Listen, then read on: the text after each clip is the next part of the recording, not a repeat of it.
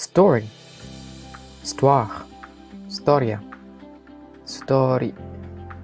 What do all these words have in common? For this, cross-linguistic analysis would be very useful. This video is brought to you by the Plurilingual Lab and is funded by the Fonds de Recherche du Québec, Société et Culture.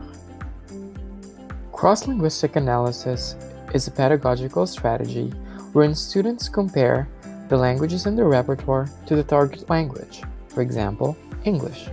By doing so, students act like linguists themselves, engaging actively in their learning.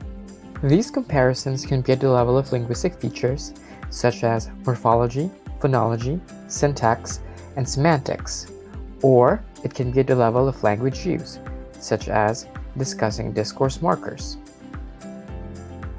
One great application of cross-linguistic analysis is the Plurilingual Table.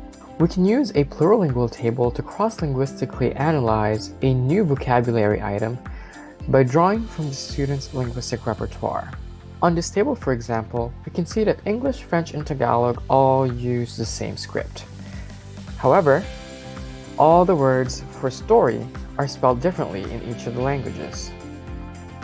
In addition, Japanese, while using a different script, actually sounds closer to the English word for story than the French word histoire. In addition, while histoire in French can be used to mean story and history, this polysemy is not applicable in English.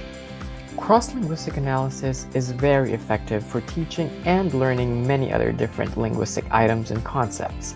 It's up to you to apply this plurilingual strategy creatively.